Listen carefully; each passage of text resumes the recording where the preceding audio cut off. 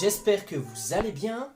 J'espère que tout le monde a repris ses activités et a repris le chemin peut-être pour certains du travail, peut-être pour d'autres des activités un peu plus régulières que nous ne pouvions plus faire et que nous pouvons maintenant refaire voilà, de manière plus régulière. On se sent des fois un peu plus libre de nos mouvements, de ne plus faire les attestations.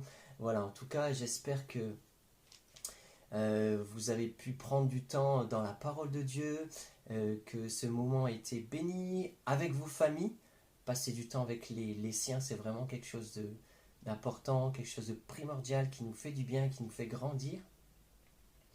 Et je voudrais vraiment vous apporter, voilà, pendant ces quelques minutes qui me sont données de vous parler, ce que le Seigneur a mis sur mon cœur pour chacun et chacune de vous. J'espère que ça va vous parler, que ça va vous édifier, vous exhorter, vous faire du bien, vous faire grandir, parce que c'est vraiment le but de tout ça. Ne voyez en aucun cas de ma part un jugement. Voilà, vous connaissez ma simplicité, vous connaissez mon cœur, et vous savez que tout ce que je vous apporte, je l'apporte vraiment avec beaucoup de paix, avec beaucoup d'amour. Voilà, avec aussi cette, cette envie, en tout cas, de vous partager ce que j'ai compris de la parole de Dieu et ce que le Seigneur me met de vous partager aujourd'hui. Et j'aimerais vous poser cette question qui est la suivante. Et peut-être, allez, peut-être pas sous forme de question, mais sous forme d'affirmation, pardon. C'est ce qui m'inspire que je vous donne. Sous forme d'affirmation, décidément. Cette affirmation est celle-ci. Laisse Dieu prendre le contrôle de ta vie. Laisse Dieu prendre le contrôle. Laisse Dieu prendre réellement le contrôle de ta vie. Est-ce que tu laisses Dieu prendre réellement le contrôle de ta vie dans tous les domaines de ta vie, dans toutes tes décisions, dans tout ce que tu vas entreprendre? Est-ce que tu lui laisses le contrôle?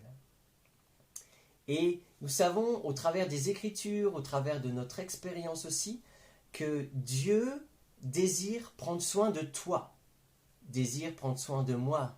Il désire prendre soin de chacun d'entre nous. Et nous le voyons au travers de sa parole, que Dieu nous aime, premièrement. Ça, c'est quelque chose qui est fondamental. Il est notre créateur, il nous a créés, il nous aime. Jean 3,16 nous dit « Car Dieu a tant aimé le monde ». Dieu nous aime, ça on ne peut pas en douter. Deuxièmement, Dieu a un plan pour ta vie. Dieu a un plan pour chacune de nos vies. Et Éphésiens 2, verset 10 nous en parle. Et il nous est dit, en réalité, c'est lui qui nous a fait. Nous avons été créés en Jésus-Christ pour des œuvres bonnes que Dieu a préparées d'avance afin que nous les pratiquions. Dieu nous aime, il a un plan pour nos vies. Dieu ne nous abandonnera jamais, il ne nous abandonne pas. Et si tu as l'impression, et si parfois nous avons l'impression que Dieu nous abandonne, c'est peut-être parce que nous avons lâché tout simplement sa main et que nous ne lui avons pas laissé le contrôle de nos vies. Dieu ne nous abandonne pas. Romains 8, versets 38 et 39, ça c'est un passage extraordinaire qu'on connaît tous.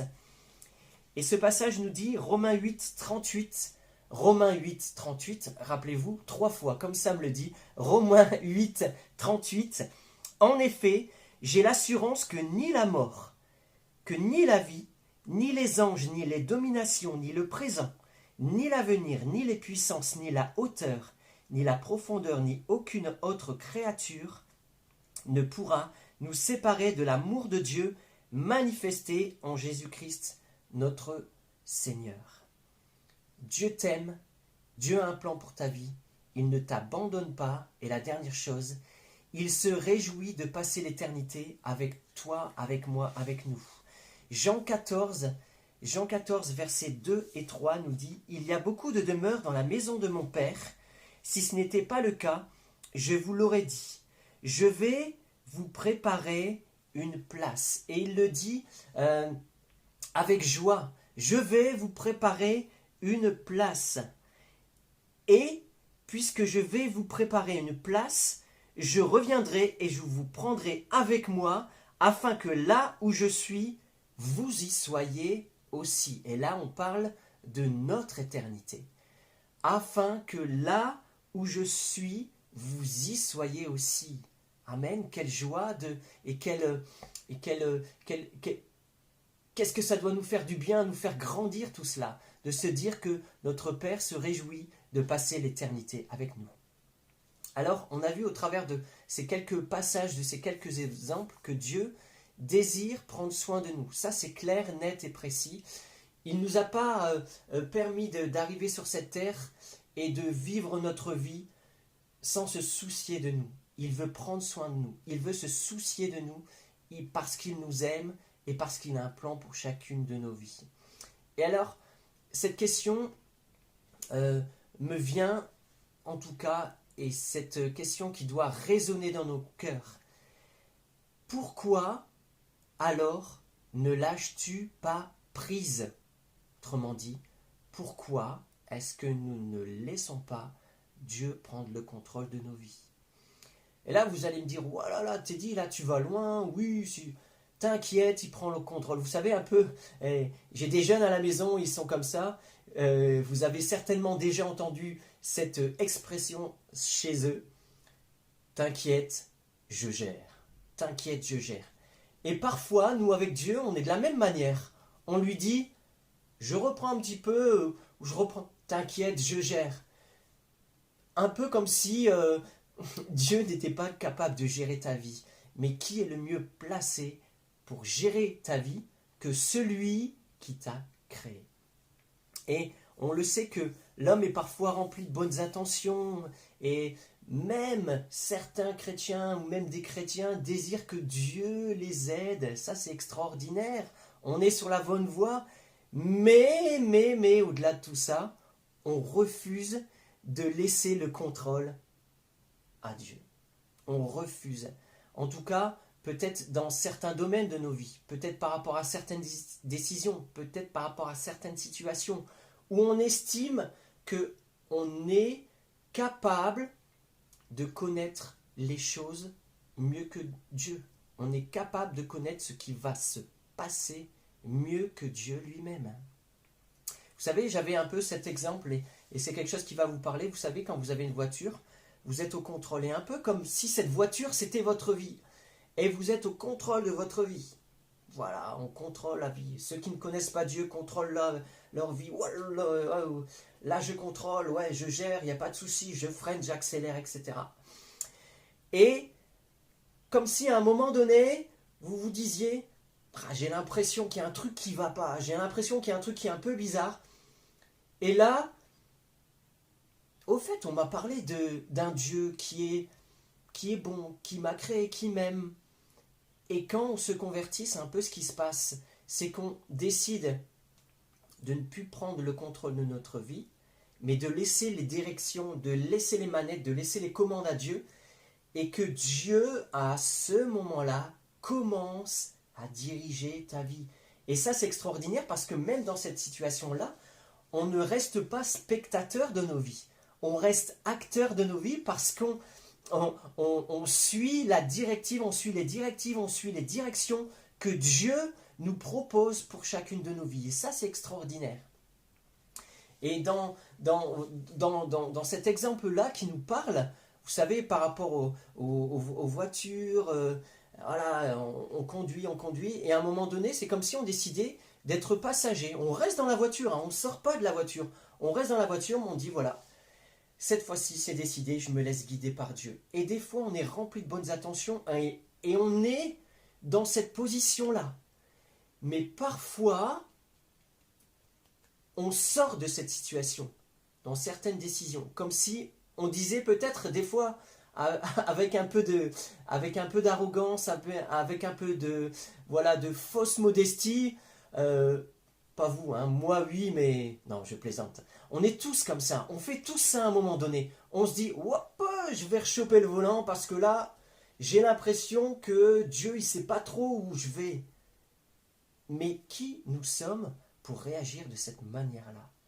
Et malheureusement, on le fait bien trop souvent. Moi, Moi le premier, hein, bien trop souvent, des fois on récupère le volant, on se dit oh là là là, j'ai l'impression que là on va dans une mauvaise direction. Je vais reprendre un peu le contrôle et après je te laisse. Après, ou je vais accélérer parce que ou là on va passer vite, ou je vais freiner parce que là on va trop vite. Vous comprenez un peu cet exemple-là par rapport à nos vies? Et c'est un peu comme ça, et peut-être trop souvent que cela se passe. Et on croit gérer, on croit être libre, on croit savoir les choses, et on pense, et l'homme en tout cas est fait ainsi, il pense qu'il gère les choses, qu'il prend les bonnes décisions. Mais laissez-moi vous dire que c'est faux. On ne gère rien du tout. Qu'est-ce qui me permet de vous dire ça? Regardez la situation dans laquelle on est. La situation qu'on vit nous prouve que l'homme, la femme, chrétien ou non, on ne gère rien du tout de ce qui se passe. Mais Dieu, lui seul, est au contrôle. Il connaît toutes choses.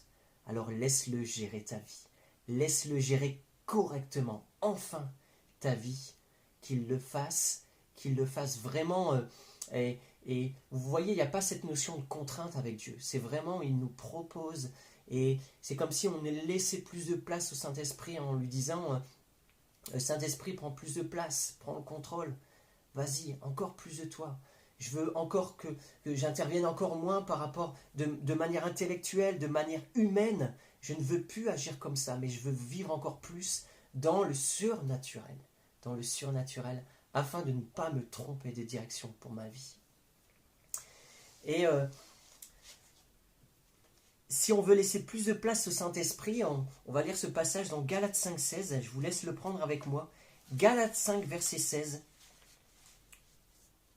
Voilà, je vous laisse chercher un petit peu. Voici donc ce que je dis. Marchez par l'Esprit et vous n'accomplirez pas les désirs de votre propre nature ou les désirs de la chair, de votre propre chair.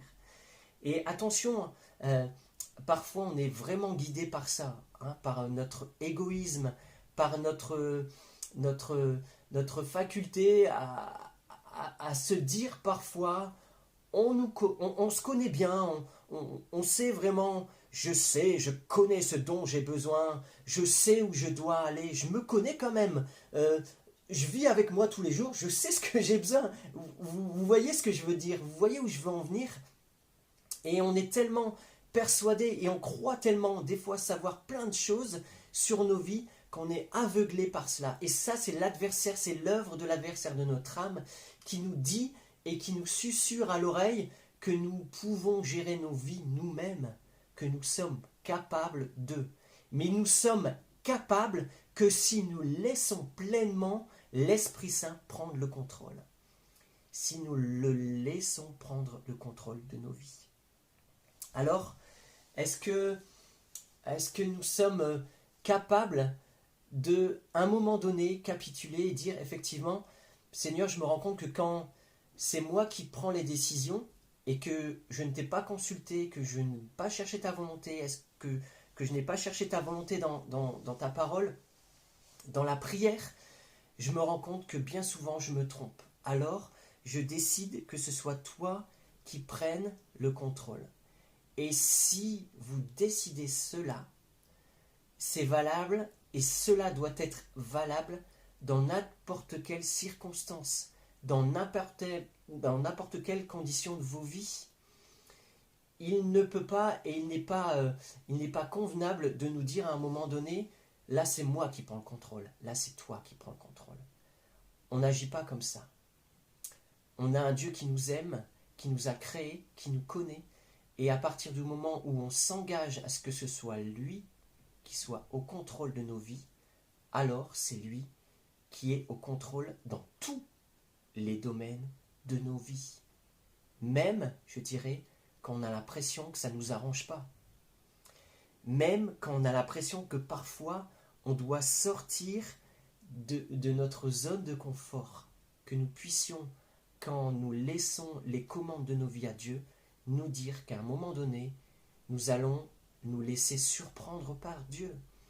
Nous laisser surprendre par lui, ça veut dire de parfois sortir de nos habitudes, de parfois sortir de notre routine, de parfois sortir euh, du fait d'aller par exemple à l'église régulièrement. Vous voyez, c'est ces choses-là. Des fois et parfois dans nos vies, j'ai l'impression qu'on doit être sorti de cela pour nous ramener à la réalité de la parole de Dieu, à la réalité de l'amour de Dieu pour chacun de nous, et que nous puissions rester concentrés sur Christ. Notre vie de prière, notre amour pour Dieu ne doit pas dépendre du temps que nous passons à l'église. Parce que là, si on croit cela, alors que nous ne pouvons plus nous réunir pour l'instant, alors on se trompe. Mais laissez-moi vous dire que l'église, c'est vous. L'église, c'est moi. L'église se trouve dans mon foyer. L'église, le lieu où je loue Dieu, se trouve dans ma famille, dans le lieu où je suis. Et dans ce sens, même si l'église locale est fermée, nos églises ne sont pas fermées. Nous avons encore la possibilité de louer notre Dieu là où nous sommes, de lire la parole, de confesser le nom de Jésus. Ça, c'est extraordinaire. Alors décide, en tout cas, qu'il puisse prendre le contrôle pleinement. Et c'est ça que j'avais envie de vous laisser comme message aujourd'hui. Laisse-le diriger ta vie. Il connaît et lui, il ne se trompe jamais de direction. Toi, et tu le sais, et c'est ça le pire, c'est que on le sait tellement souvent qu'on se trompe de direction. Mais Dieu ne se trompe jamais de direction. Il sait où il va. Vous savez, par rapport à cela, j'ai un sens de l'orientation qui est très très très mauvais.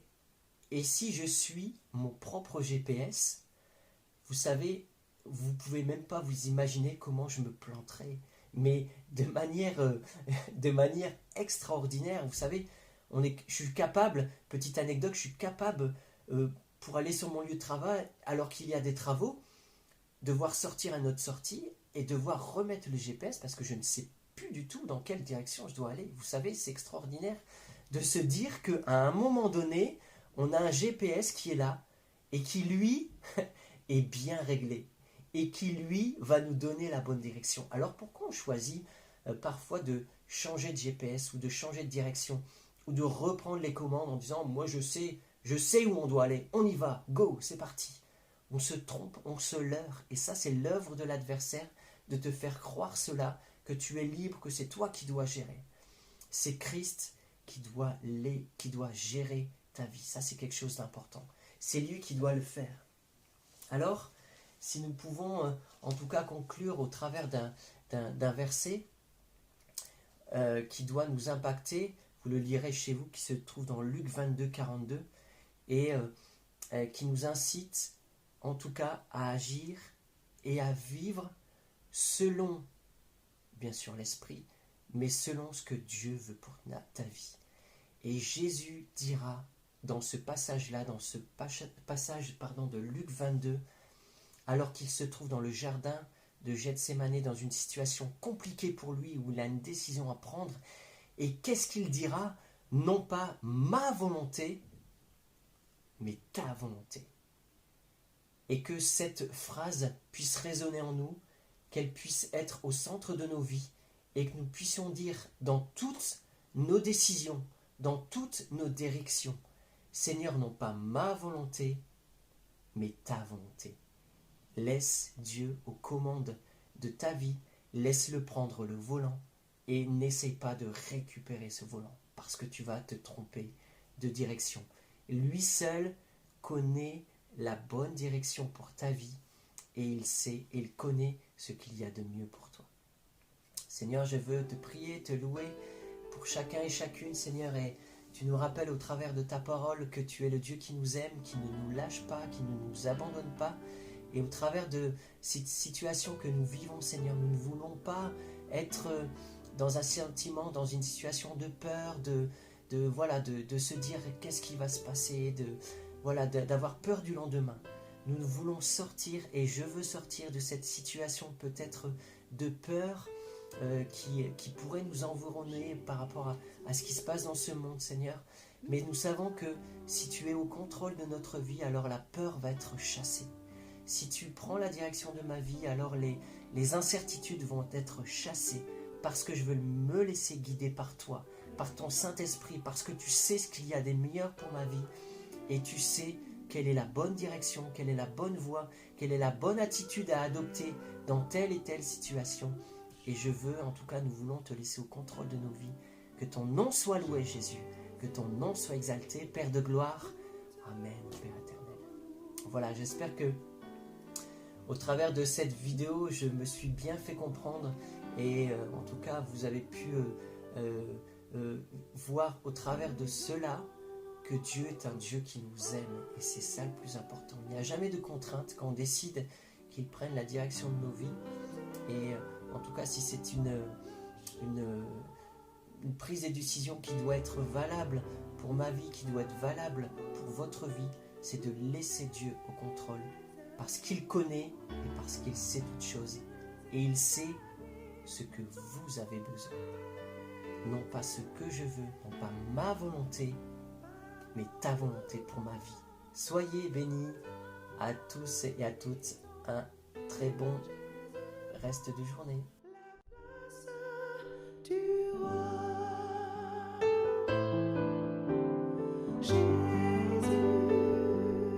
Nous te proclamons